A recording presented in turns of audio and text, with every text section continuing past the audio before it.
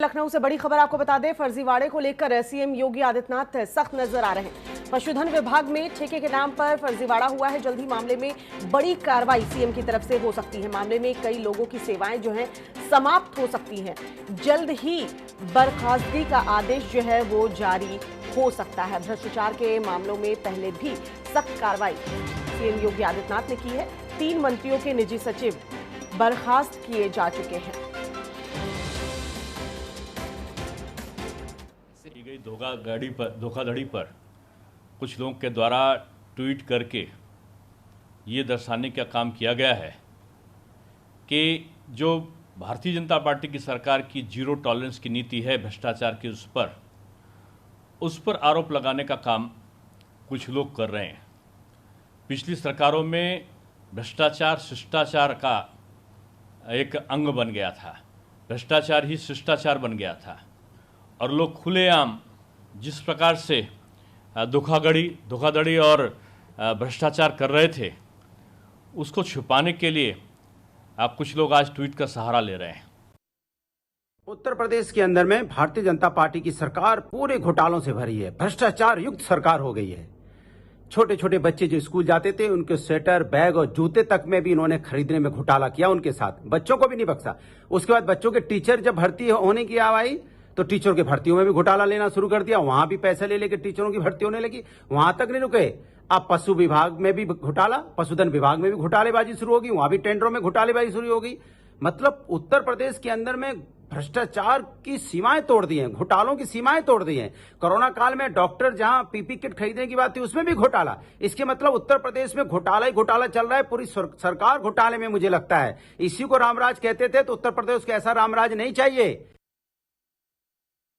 उत्तर प्रदेश में योगी जी की सरकार बनने के बाद कहीं अगर आपराधिक घटना हुई, कहीं भ्रष्टाचार हुआ, तो चाहे अपराधी हो चाहे भ्रष्टाचारी हो, वो कितना हो प्रभावशाली हो, किसी जात के हो, किसी पार्टी के हो, उनके खिलाफ हमारी एजेंसियों ने सख्त से सख्त वैधानिक कार्रवाई की है।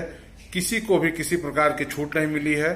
ताजा जो यह प्रकरण आया है पशुधन विकास घोटाले का, यह तभी संभव है कि इतने प्रभावशाली लोग पकड़े गए जब योगी आदित्यनाथ जी के नेतृत्व की भारतीय जनता पार्टी की सरकार की दृढ़ इच्छा शक्ति जो भ्रष्टाचार उन्मूलन में है, उसका ही यह परिणाम है।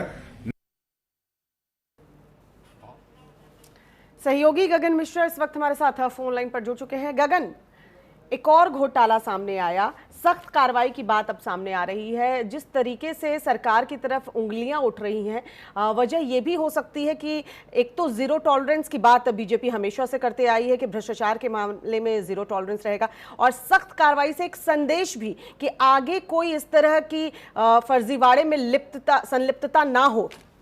गगन, देखिए, देखो श्वेता, जिस तरह से पूरे मामले में राज्य मंत्री के प्रधान सचिव का नाम सामने आया है, सचिवालय के कर्मी का नाम सामने आया है, वो काफी चौंकाने वाला है।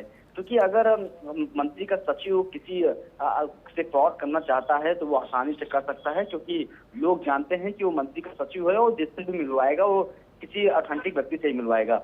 इसी को लेकर एक पूरा चक्रव्यूह रचा गया था मंजीत भाटी के खिलाफ और उनसे 9 करोड़ रुपए ऐंठे गए थे। क्योंकि अब सीएम योगी आदित्यनाथ ने ही 2018 में एक गोपनीय जांच एसटीएफ को सौंपी थी और उसने जांच के बाद ही पूरी गिरफ्तारी हुई है। इसको लेकर सीएम योगी आदित्यनाथ अब सख्त हैं, क्योंकि इससे पहले भी 3 मंत्रियों के निजी सचिवों को बर्खास्तगी की जा चुकी है, उनको जेल की भी हवा खानी पड़ी थी।